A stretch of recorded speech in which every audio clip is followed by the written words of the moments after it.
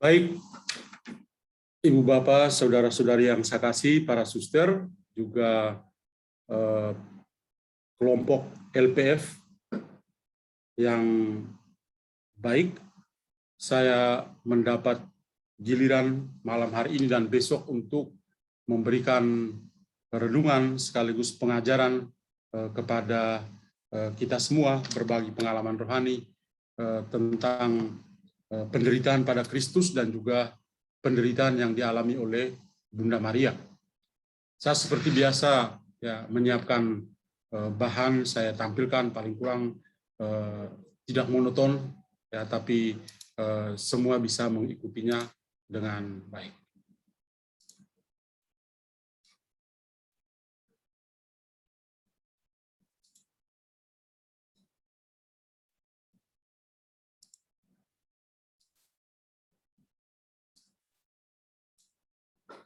Baik, saya diberikan kesempatan untuk berbagi pengalaman rohani tentang penderitaan Kristus yang hari ini kita renungkan, kita rayakan bersama dalam pesta penemuan atau pemuliaan salib Kristus.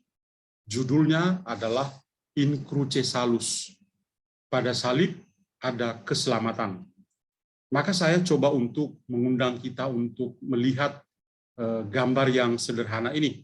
Ya, saya siapkan gambar ini untuk membantu kita merenung bersama. Ya, saya temukan gambar ini, saya coba tampilkan ada salib Kristus, kemudian ada seperti lingkaran, ada warna-warna tertentu yang membuat salib ini begitu indah. Saya jadi teringat ada sebuah keluarga yang pernah pergi ke Turki, lalu ketika mereka kembali, mereka membawa salib dari Turki, bentuknya mirip dengan ini. Ya, sayang bahwa itu adalah salib untuk tembok, bukan untuk meja. Dan saya senang untuk berdoa melihat salib sederhana yang dibuat di Turki. Ya. In Cruce Salus. Di komunitas saya ini, setiap kali kalau saya keluar dari tempat kerja saya dan mau ke kamar, saya pasti lewat, pas naik ke tangga, ada satu salib dan ada tulisan yang bunyinya juga seperti ini, In Cruce Salus. Jadi hampir setiap hari saya itu diingatkan oleh Tuhan untuk untuk mengerti ya tentang salib. Pada salib ada keselamatan. Nah, bagaimana cerita tentang salib ini? Ya, saya coba untuk menghadirkan atau ya paling kurang memberikan kepada kita semua gambaran tentang salib. Ya. Dan pertama-tama saya mengajak kita untuk melihat bahwa kalau kita bicara tentang salib, fokus perhatian kita juga tadi dalam doa-doa meskipun untuk Bunda Maria, tapi kita semua diarahkan pada salib. Dan tidak lain kalau kita bicara tentang salib adalah salib Kristus sendiri. Tuhan Yesus yang kita ikuti, yang kita imani, yang mencintai kita dengan salib. Maka pada hari ini, tanggal 14 September, ya kita merayakan pesta penemuan salib suci atau pemuliaan glorifikasi dari salib suci atau pengangkatan salib suci. Ya, fokus perhatian kita adalah pada salib. Dan sebentar saya akan menjelaskan sebetulnya salib itu apa sih untuk kita. Pesta salib suci ya ini punya makna tertentu. Kita merayakan kayu salib sebagai instrumen keselamatan kita. Itu sebabnya dikatakan In Cruce Salus. Salib sebagai sarana keselamatan kita. Tentu saja kita tidak berpusat atau melekat pada salib apa adanya. Dalam arti salib sebagai kayu yang dibuat atau salib seperti ornamen-ornamen tertentu yang kita miliki, digantung di leher, ada yang di telinga, ada yang di cincin, ya bukan itu, ya. Tapi ketika kita mengatakan tentang salib, ya itu pasti fokus kita tetap pada seorang yang tersalib, yaitu pada Kristus sendiri. Nah, jadi kita hari ini pada pesta salib suci, ya kita merayakan kayu salib sebagai instrumen keselamatan, tapi kita tahu dan sadar dan percaya bahwa keselamatan itu hanya dalam nama Yesus Kristus. Kalau dalam Jumat Agung, ya kita juga punya jalan salib, atau dalam masa Prapaskah kita juga punya jalan salib. Lalu kita ibadat penyembahan salib pada hari Jumat Agung, ya. Fokus perhatian kita itu pada apa? Pada sengsara dan penyaliban Yesus Kristus. Ya, jadi dua hal yang berbeda. Hari Jumat Agung pada sosok Yesus yang memikul salib, ya, yang begitu menderita. Sedangkan pada hari ini, pesta salib suci, kita diarahkan untuk merayakan salib sebagai instrumen keselamatan, salib yang dimuliakan, salib yang pada salib itu ada keselamatan bagi kita karena Yesus sangat mencintai kita.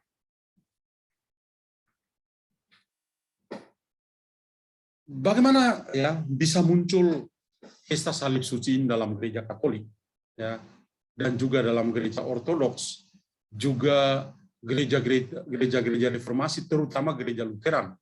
Ya, saya yakin mungkin GKI atau GKJ ya itu juga punya ingatan-ingatan tentang pesta salib suci ini. Ya. Ada sebuah legenda. Tapi sebelum legenda ini saya ceritakan, kita tahu bahwa setelah Yesus wafat, lalu muncul para rasul dan mereka pergi kemana-mana untuk mewartakan Injil. Apalagi setelah Saulus yang menjadi Paulus dan melakukan perjalanan misioner, maka gereja berkembang, jumlah orang bertambah, dan nama Yesus itu selalu disebut-sebut, Yesus dari Nazaret, bahwa dia pernah hidup, pernah wafat, dan bahwa dia bangkit. Dan para rasul itu memberikan berbagai macam kesaksian. Tetapi satu hal yang juga menjadi challenge atau tantangan besar bagi gereja perdana adalah kemartiran. Banyak orang itu menumpahkan darah karena mencintai Kristus, karena mengimani Kristus. Karena itu, sebelum tahun 313, banyak darah yang tertumpah.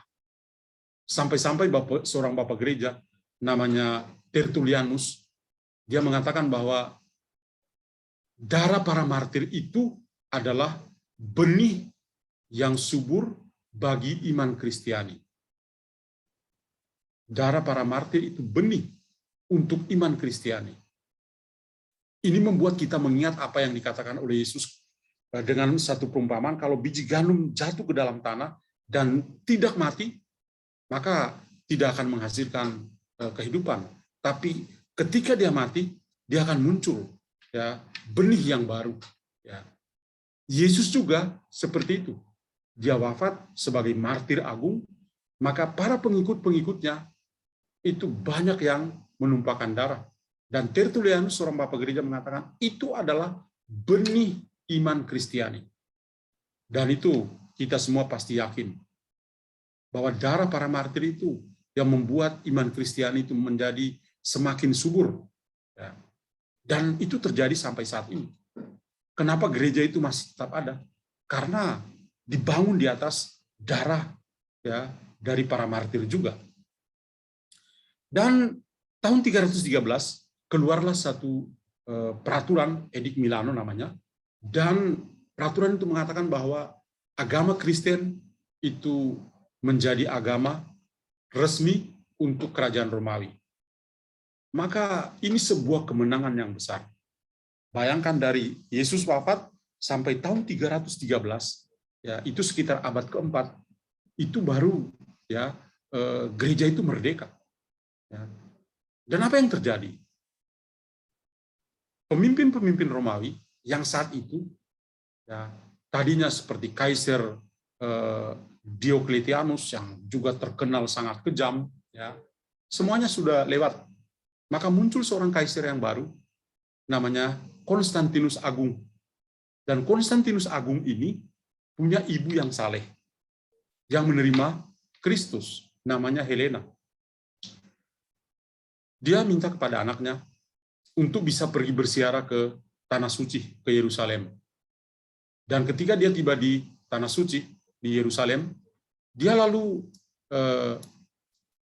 melihat satu lokasi yang lokasi itu kemudian menjadi tempat untuk bisa membangun ya gereja yang disebut dengan Gereja Makam Suci di Yerusalem.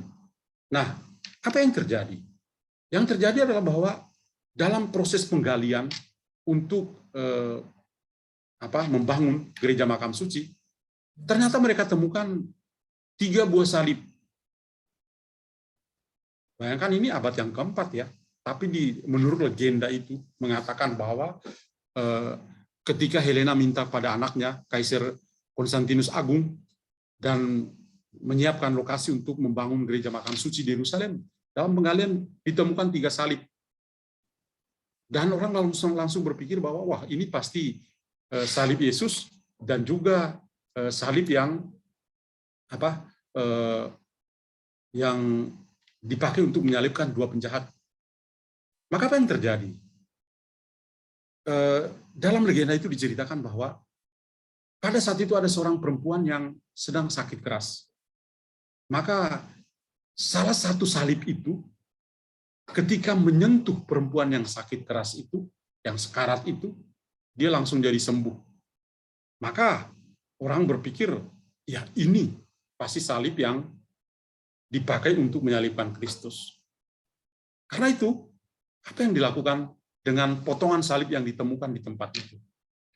Helena minta kepada Konstantinus untuk cepat-cepat membangun gereja yang kini kita kenal Gereja Makam Suci di Yerusalem atau kubur Yesus di Yerusalem, dan salib itu sendiri dibagi menjadi 3 bagian. Satu bagian itu tetap disimpan di Yerusalem dalam sebuah peti berwarna perak, dan setiap hari Jumat Agung peti itu dibuka dan setiap orang yang ada di Yerusalem dan mengikuti peribadatan itu berarak ya mengantri untuk bisa memberikan penghormatan atau penyembahan pada salib suci dengan mencium salib itu. Setelah itu disimpan kembali dalam peti yang berwarna perak. Ada 1 atau sepertiga dari salib itu, bagian salib itu dibawa ke Konstantinopel. Konstantinopel itu adalah kota Istanbul sekarang di Turki. Kemudian satu lagi adalah sepertiga dari salib itu dibawa ke Roma dan disimpan di Basilika Salib Suci. Ya. Jadi ceritanya kira-kira seperti itu. Salib ditemukan kemudian dibagi-bagi ya atas 3 bagian. Bahkan juga diceritakan di situ bahwa salib yang di Yerusalem bahkan pernah dicuri oleh Raja Persia. Ya, saya tulis di sini pernah dicuri oleh Raja Persia. Akhirnya kemudian Kaisar Bizantium itu bisa menemukan kembali salib itu dan potongan salib itu akhirnya dibawa kembali ke Yerusalem. Apakah salib itu, potongan salib itu masih ada? Tidak ada lagi. Nah, lalu kenapa kita rayakan pada tanggal 14 September? Sebenarnya ya Gereja Makam Suci itu dibangun tahun 326 dan sampai tahun 335 gereja itu selesai dibangun dan diresmikan. Peresmiannya itu terjadi pada tanggal 13 September tahun 335. Dan tanggal 14 September 335 salib itu dikeluarkan dari dalam gereja itu dan ya, semua orang yang hadir dalam gereja bisa melihat sepertiga dari salib yang disimpan di Yerusalem itu. Jadi itu sebabnya kenapa kita merayakannya pada tanggal 13 September. Di dalam kalender liturgi kita itu baru resmi pada abad yang ke-7. Masuk dalam kalender liturgi gereja dan itu dikenang sampai sekarang ini. Jadi bayangkan dari abad ke-4 gereja dibangun dan orang sudah mengenang tentang salib suci. Abad ke-7 baru secara universal seluruh gereja Katolik baru merayakan seperti yang sekarang ini kita rayakan. Maka dari semua sosok itu, 2 sosok yang penting yang sangat berperanan adalah sosok ibu ini yang kita sebut Santa Helena, kemudian anaknya Konstantinus Agung tidak pernah menjadi kudus santu seperti ibunya Santa Helena, tapi bahwa Konstantinus itu punya jasa yang besar dalam awal kemerdekaan agama Katolik. Ya, dulu tidak ada agama-agama Kristen yang lain, ya, agama Katolik, ya, agama kita ini. Dan dia punya jasa itu apa? Kalau di Yerusalem dia membangun gereja makam suci yang besar. Kalau yang pernah pergi ke Bethlehem, ada gereja kelahiran di Bethlehem. Memang itu bukan yang dari zaman Konstantinus, tapi bahwa lokasi dan bangunan yang sudah dipugar berkali-kali itu sejak awal itu dari zaman Konstantinus. Kemudian beberapa gereja besar di kota Roma, ya, Santo Yohanes Lateran, kemudian saya kira gereja-gereja besar yang lain yang ada di Roma itu juga sejak zaman Konstantinus Agung yang memulai, ya, semua karena kemerdekaan agama Kristiani itu. Nah, salib, ya, itu menjadi simbol yang penting di dalam kehidupan Kristiani kita. Kita bisa melihat, ya, di mana-mana kalau orang membuat tanda salib, kita pasti oh itu orang Kristen, ya. Atau ketika dia menggunakan ornamen tertentu, kalau salib yang ada korpusnya kita mengatakan itu pasti orang Katolik itu karena dia punya salib masih ada korpus. Kalau salib yang tidak punya korpus, oh itu pasti teman kita di sebelah, ya, seperti itu. Kita semua di negara yang majemuk seperti ini saling kenal dengan simbol-simbol seperti itu. Salib menjadi simbol penting, ya, karena ini menjadi sebagian dari praktik kesalehan dari umat Kristiani. Ada perarakan salib, ada jalan salib, ya, di mana kita semua ketika berhubungan dengan salib selalu ada sesuatu yang berbeda di dalam kehidupan kita.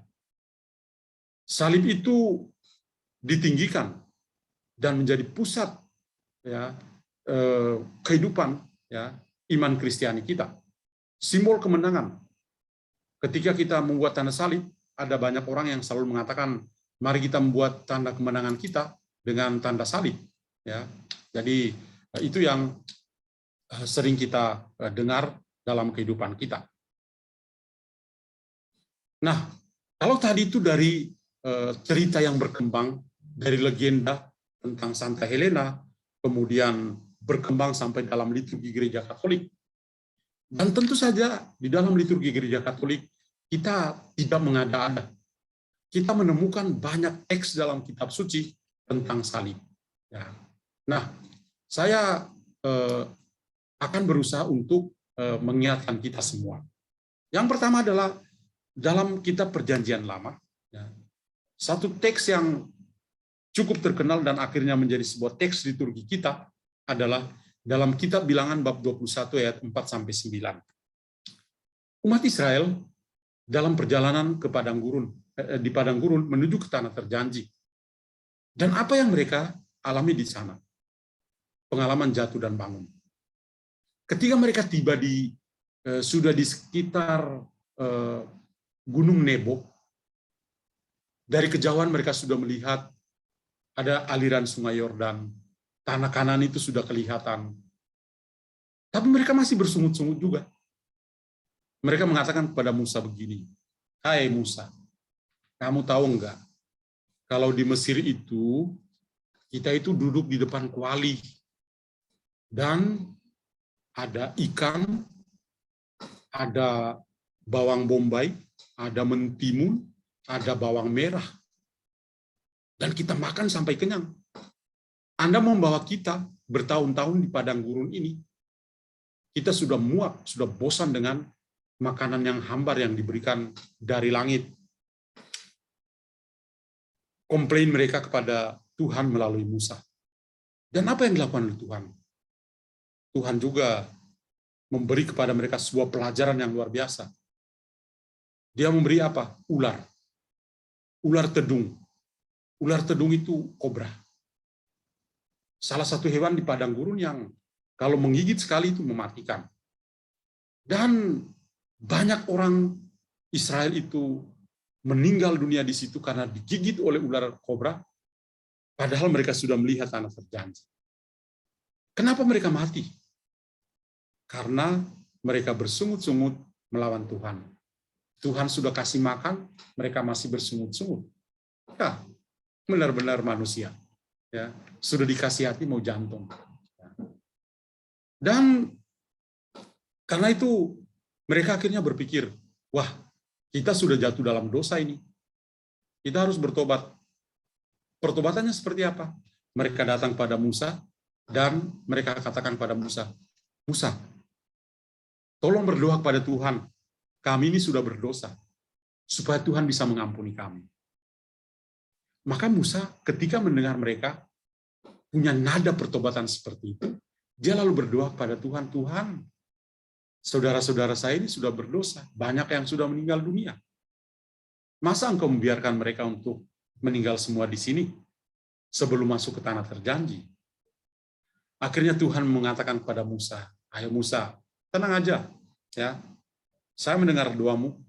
Sekarang silakan ambil sekawat tembaga, buatlah dalam bentuk ular, lilitkanlah pada sebatang kayu, lalu tempatkanlah di tempat yang agak tinggi, supaya semua orang yang camping di sini, ketika mereka jalan dan digigit oleh ular kobra, cukup dengan memandang ya patung ular tembaga itu, mereka hidup. Musa membuat itu. Kita bisa lihat di gambar ini. Ini gambarnya lebih modern ya. Sebenarnya kawat yang dililit ini. Ya. Dan Musa menyampaikan kepada mereka. Dan banyak orang yang akhirnya selamat ketika mereka melihat ular ini. Tentu saja kita berpikir ya ada banyak hal. Pertama, ular itu ya dalam kitab Perjanjian Lama itu simbol iblis, kematian ya. Maka hal yang menakutkan, ular itu yang menggoda Adam dan Hawa dan akhirnya mereka jatuh dalam dosa. Ya. Tapi Tuhan mau menjadikan ya, ular itu sebagai simbol hidup ya, melalui Musa. Dan ini nanti kita akan lebih mengerti lagi dalam konteks Yesus sebagai Musa baru. Kalau di padang gurun ya, yang diangkat adalah ular. Nanti dalam Perjanjian Baru yang diangkat adalah Yesus sendiri. Nah, salib ini atau ular tembaga ini, kalau pada saat ini kita lihat di rumah sakit atau ada simbol tertentu di rumah sakit, biasanya mereka pakai ular ya, ada simbol ular ya di rumah sakit atau di apa, pokoknya yang berhubungan dengan kesehatan. Mungkin ada hubungan dengan cerita Musa dan umat Israel dalam kitab Bilangan ini. Jadi yang menarik adalah dalam situasi yang sulit, Tuhan itu masih menunjukkan kerahimannya supaya bisa menyelamatkan orang-orang yang digigit oleh ular. Dengan hanya memandang, mereka akhirnya hidup. Ya. Kemudian, kalau kita dalam dunia Perjanjian Baru, sebelum kita ke Injil, Santo Paulus itu luar biasa. Ketika dia menulis kepada jemaat di Filipi, dia mengatakan begini, Yesus Kristus itu, walaupun dalam rupa Allah, tidak menganggap kesetaraan dengan Allah itu sebagai milik kepunyaannya yang harus dipertahankan. Melainkan dia berkenosis. Kenosis itu artinya mengosongkan dirinya. Mengosongkan dirinya, mengambil rupa sebagai seorang hamba, dan menjadi sama dengan manusia. Bayangkan Allah itu, anak Allah, Yesus anak Allah itu rela turun tingkat, ya, turun tingkat sampai menjadi setara dengan manusia. Dan dalam keadaan sebagai manusia Yesus, ia masih merendahkan diri lagi. Bayangkan cara Paulus ya, sangat hiperbolis ya. Dia mengatakan hal ini. Anak Allah merendahkan dirinya, mengosongkan dirinya, ya, menjadi manusia. Dan dalam keadaan sebagai manusia masih merendahkan diri. Dan bukan hanya sampai di situ merendahkan diri. Dia juga taat sampai mati, bahkan sampai mati di kayu salib.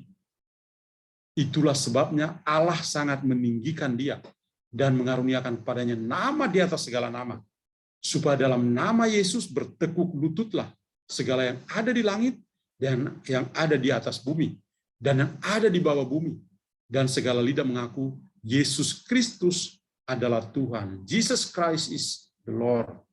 Bagi kemuliaan Allah Bapa. Ini adalah himne kristologis yang sangat indah dari Santo Paulus. Ya. Kata-kata yang penting yang membantu kita. Yesus itu anak Allah, tapi rela berkenosis, rela mengosongkan dirinya. Seorang anak Allah yang rela merendahkan dirinya, serendah mungkin, setingkat hamba.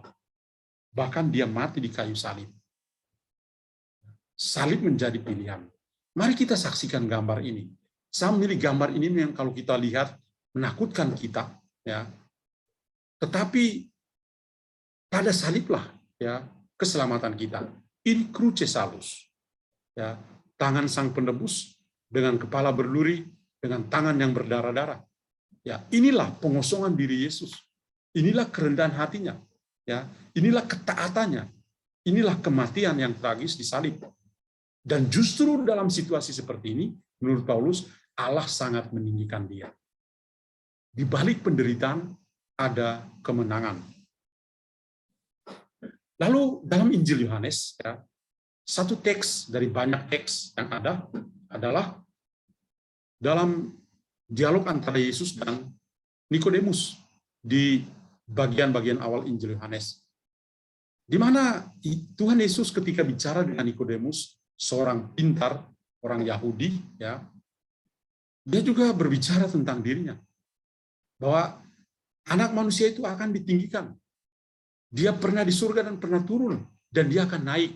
Ya. Dan bahwa dia juga akan ditinggikan. Ditinggikan di sini dalam arti dia disalibkan. Ketika dia disalibkan, semua orang memandang dia yang tersalib. Semua orang yang memandang dia yang tersalib. Bahkan orang-orang yang lewat di situ melihat dia yang tersalib dengan tulisan INRI. Ya. Jadi perkataan Yesus bahwa dia ditinggikan itu adalah saat dia disalibkan. Dan salib itu ya, saat dia ditinggikan itu adalah saat kasih. Kenapa?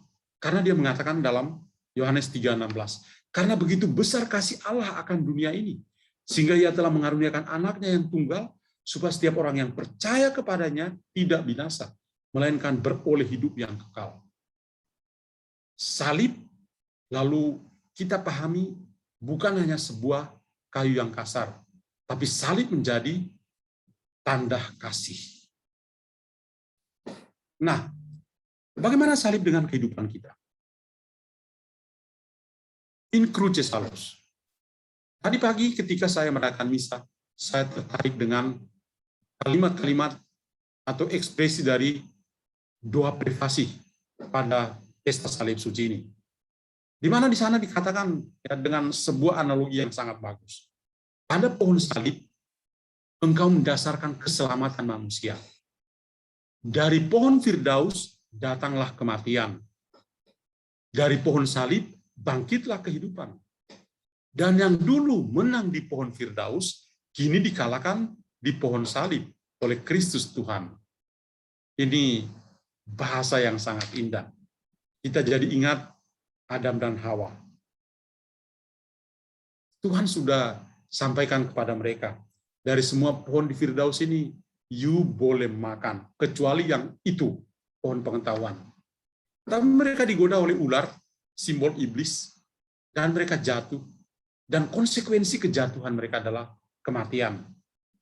Jadi meskipun pohon itu ya menang karena godaan yang menjatuhkan manusia, dan akibat dari kejatuhan dalam dosa adalah kematian, tapi akhirnya dengan kehadiran Yesus, pohon salib itulah yang memberikan kehidupan.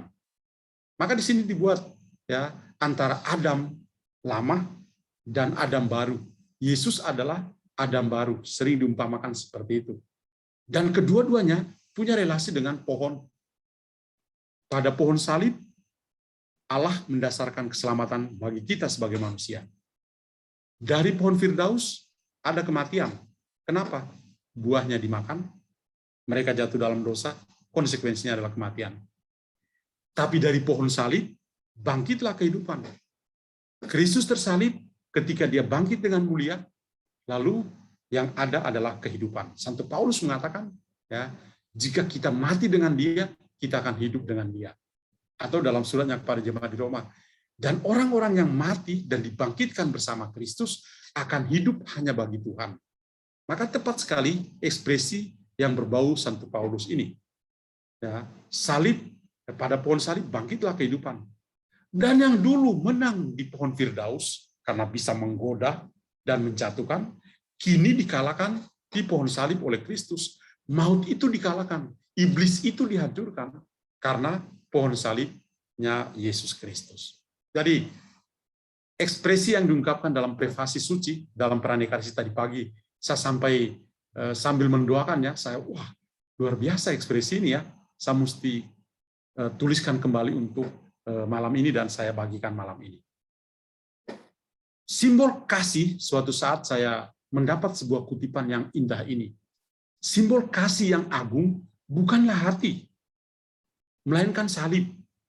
Mengapa demikian? Karena jantung selalu bisa berhenti, berdetak. Tetapi dia yang disalibkan itu, atau dia yang disalibkan di atas kayu salib itu, tidak akan berhenti mengasihi. Anak-anak muda ketika jatuh cinta, lagi kasmaran, mereka buat apa? Gambar hati, kemudian ada anak panah, lalu ada titisan-titisan darah. Mungkin tanda-tanda mereka mau putus cinta. Ya. Simbol cinta itu bukan hati. Saya sepakat dengan ini. Simbol kasih itu bukan hati, melainkan salib. Kenapa? Jantung itu bisa berhenti berdetak. Tetapi dia yang tersalib itu tidak akan berhenti untuk mengasihi kita. Ini ekspresi yang luar biasa. Kristus tersalib itu karena kasih. Dan dia tidak berhenti untuk mengasihi kita. Di dalam tulisan Santo Paulus, 1 Korintus bab 1 ayat 22 dan 24, dikatakan begini, orang-orang Yahudi menghendaki tanda, dan orang-orang Yunani mencari hikmat. Ya, ini memang dua hal yang indah dalam Injil.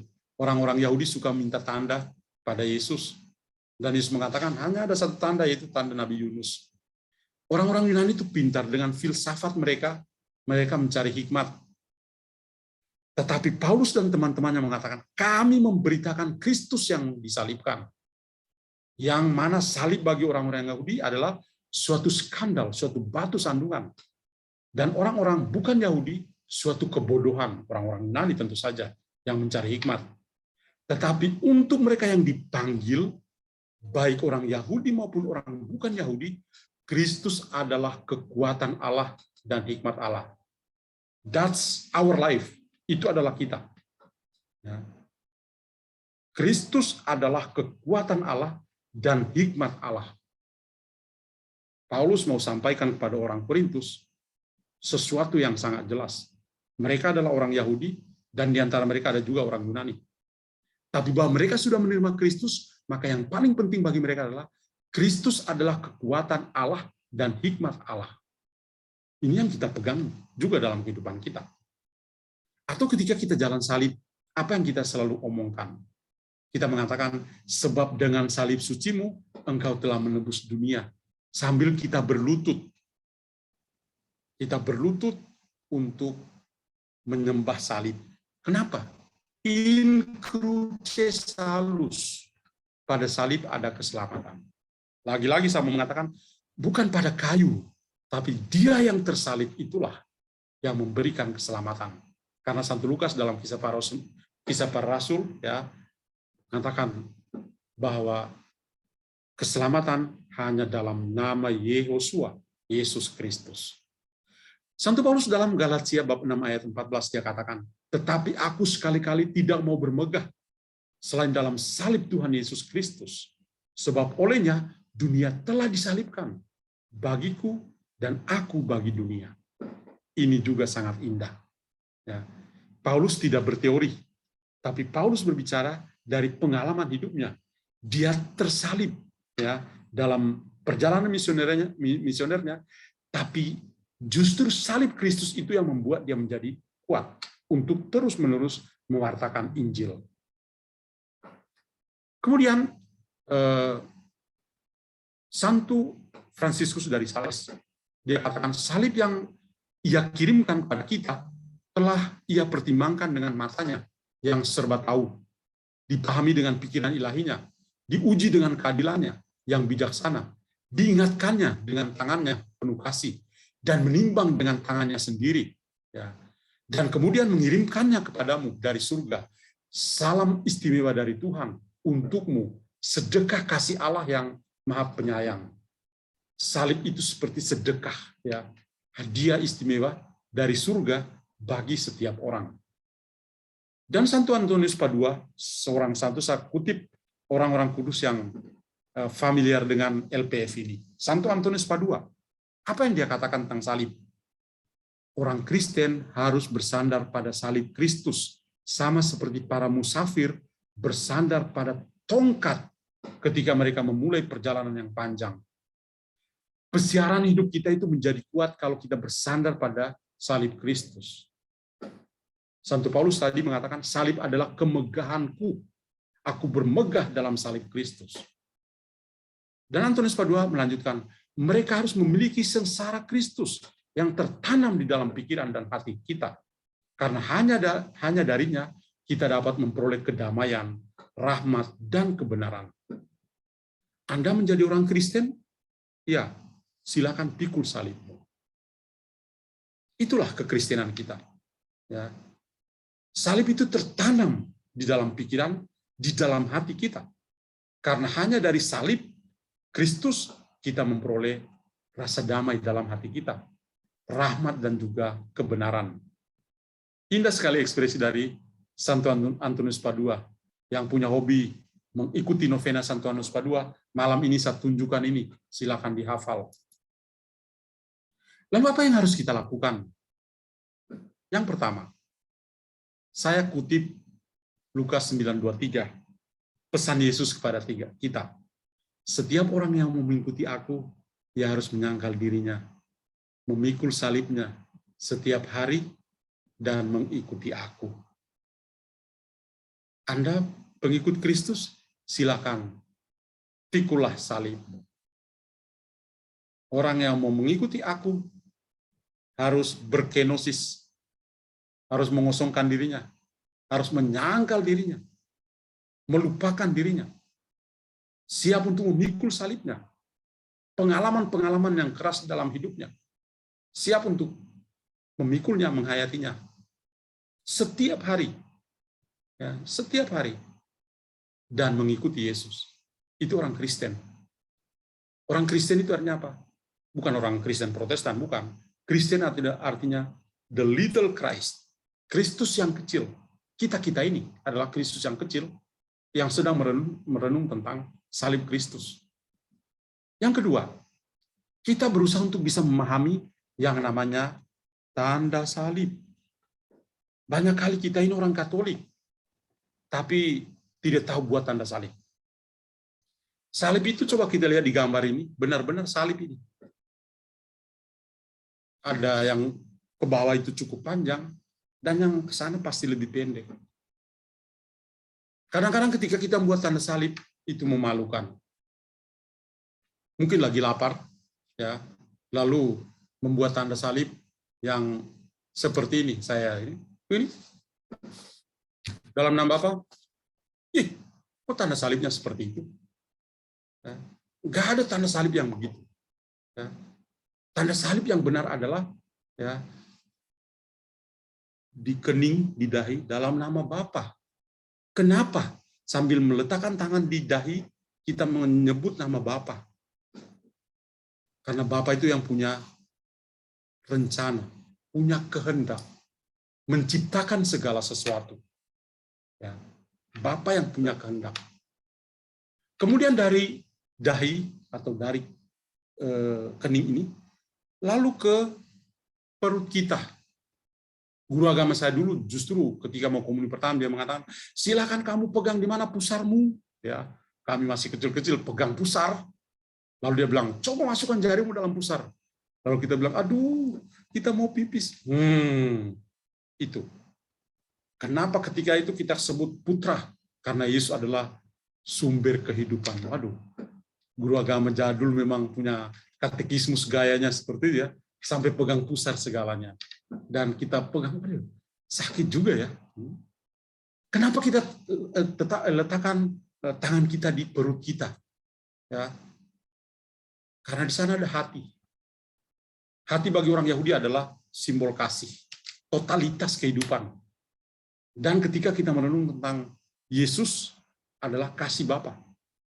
Dan Yohanes mengatakan, God is love, Allah adalah kasih. Kemudian Roh Kudus, ya, kenapa di sini? Ya, karena ini menjadi kekuatan bagi kita. Ya. Dan kita selalu mengakhiri tanda salib itu dengan kata amin. Amin itu artinya apa? Saya percaya apa yang saya lakukan itu. Saya percaya apa yang saya lakukan. Bapa, Putra, dan Roh Kudus. Saya percaya itu. Allah Tritunggal Maha Kudus. Jadi kadang-kadang ya kita ya orang Katolik tapi dalam nama apa itu? Hanya goyang-goyang begini saja, kayak orang usir lalat dari wajahnya. Buat tanda salib yang benar. Ya.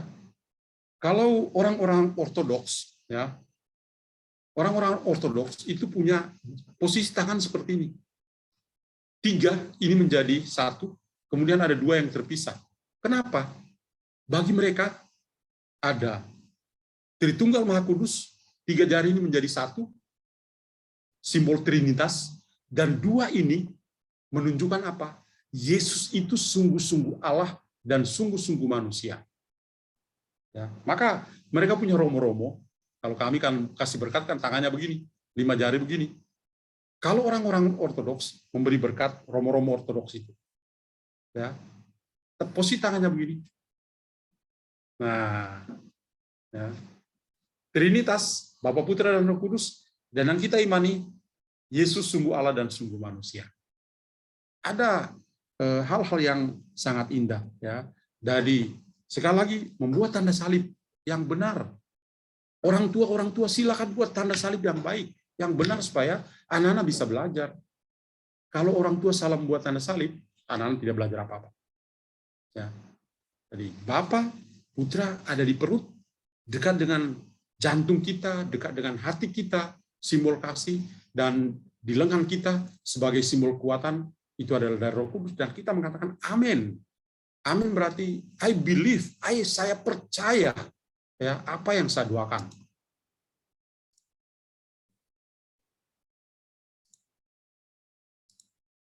Lalu yang ketiga ya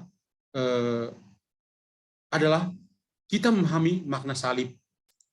Memahami makna salib. Banyak kali kita mengatakan salib tapi kita tidak mengerti. Salib itu apa? Ya, kadang-kadang umat datang, Romo itu salib saya, Romo. Nggak tahu, ngerti ya, apakah dia mengerti tentang salib atau tidak. Salib itu adalah segala pengorbanan kita, segala penderitaan kita yang kita alami secara pribadi supaya orang lain itu jadi bahagia. Salib bagi Kristus itu tidak hanya sekedar kayu yang kasar itu, tetapi pengorbanan dia, penderitaan dia sampai berdarah-darah, sampai wafat supaya manusia berdosa bisa selamat. Itu salib Kristus. Saya ambil contoh, bulan yang lalu saya bicara tentang Santa Monica dan Santo Agustinus ya. Salib bagi Santa Monica itu apa? Agustinus. Setiap pengorbanan dari dari Monica membuahkan pertobatan dari Agustinus. Penderitaan seorang ibu hasilnya adalah pertobatan. Itu namanya salib.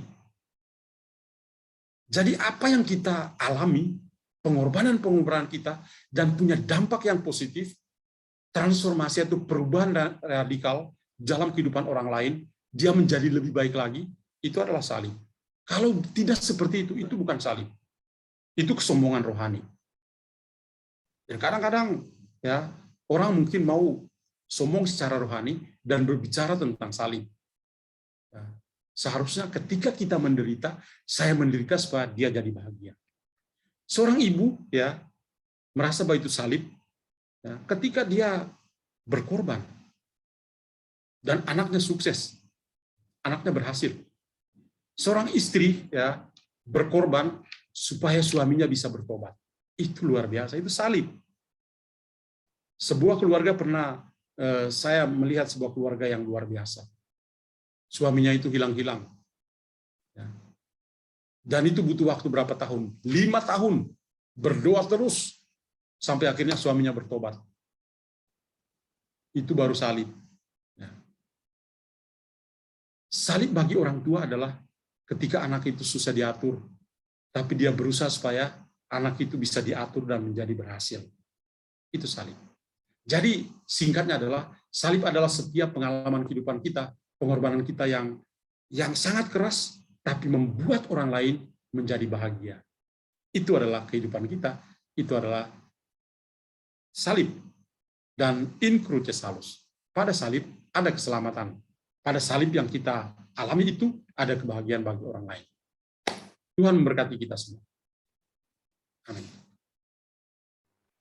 Terima kasih, Pastor. Sungguh luar biasa memberkati kami. Renungan malam hari ini sangat begitu panjang dan lebar Pastor jelaskan, dan kami percaya Bapak Ibu semua memahami apa yang Pastor jelaskan malam hari ini. Sedikit kesimpulan dari saya, Pastor, ya, tentang makna salib yang Pastor jelaskan malam hari ini, yaitu yang pertama, salib adalah lambang keselamatan. Yesus datang ke dunia bukan untuk menghakimi kita, melainkan untuk menyelamatkan kita dari dosa-dosa kita, dan salib adalah tanda kasih dari Allah. Simbol kasih yang agung bukan hati, melainkan salib, karena jantung selalu bisa berhenti berdetak, tetapi dia yang disalib di atas kayu salib itu tidak akan pernah berhenti mengasihi kita. Yang kedua, makna dari salib adalah meneguhkan atau sumber kekuatan. Kita diajak untuk terus berjuang dan tidak putus asa, selalu berharap pada Yesus, kasih dan kemurahan Tuhan. Yesus akan selalu meneguhkan kita dengan kekuatan dan penghiburan agar kita mampu menghadapi setiap kesulitan, penderitaan sebagai bagian dari salib kehidupan kita. Yang ketiga, makna dari salib adalah sumber yang membangkitkan. Yesus akan selalu membangkitkan semangat kita di saat kita lemah tak berdaya, ketika kita datang pada salib Yesus. Itu, Pastor. Ya. Thank you. Mungkin akan persilahkan. Saya mau sedikit sharing. Malam Bapak Ibu, saudara-saudari semuanya yang dikasihi Tuhan. Saya merasa salib itu memang selain lambang keselamatan, selain tanda kasih, saya mau bilang salib itu adalah mengalahkan maut, karena saya pengalaman dari waktu saya masih tinggal di rumah mertua 20 tahun yang lalu, kejadian kebakaran. Jadi saya pindah rumah kami belum diberkati. Jadi mertua saya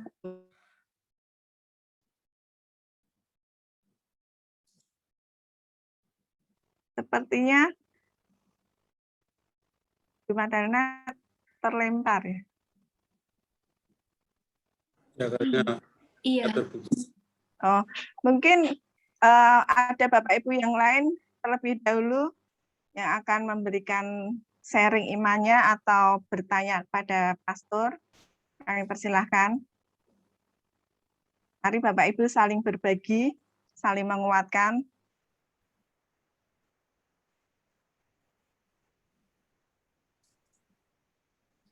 Mungkin sangat jelas, maka kita tutup dengan doa.